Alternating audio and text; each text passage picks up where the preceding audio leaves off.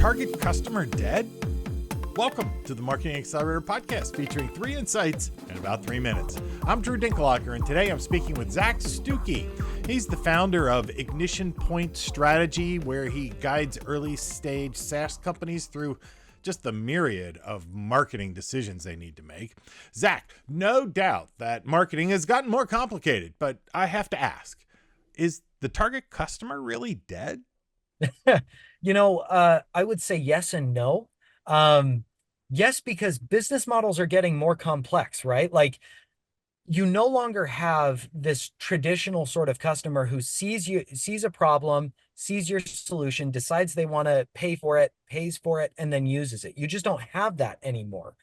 Um, and so what happens is, if your business or your sales team is out there looking for that type of a customer, you're looking for the wrong person, and it's tying your sales team's arm behind their back. It really is. I mean, it's kind of like looking for a drinking buddy in an Alcoholics Anonymous meeting. Like, good luck.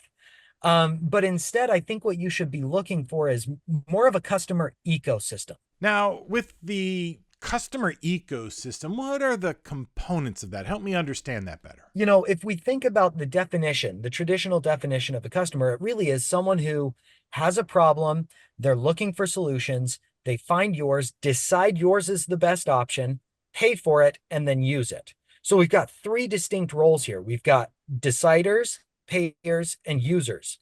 So deciders choose to hire you.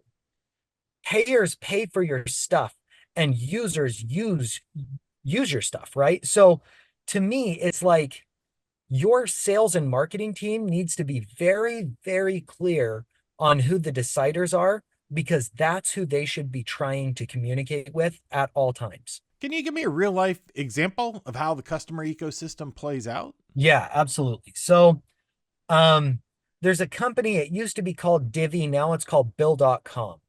And Bill.com has a really unique service in that they're sort of this credit card SaaS company hybrid. So as a small business owner, I can take my credit card, give it to one of my employees, and ask them to go to Staples and make a purchase.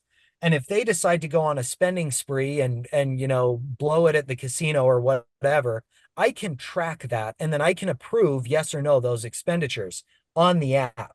So I can say, this wasn't approved and you're fired. So what it does is Bill.com is very clear about the decider is the business owner, the user of that software and of the card is really the employee, and then the payer is the finance department of that company. And so by breaking things out, you're able to build a scalable business model, and that's exactly what Bill.com has done. The target customer is not dead, but definitely needs to be looked at both specifically and in the broader customer ecosystem. The Marketing Accelerator Podcast is a production of marketingaccelerator.com, where business leaders gain confidence in their marketing efforts and marketers turn into high-performing leaders. I'm Dinkelacker.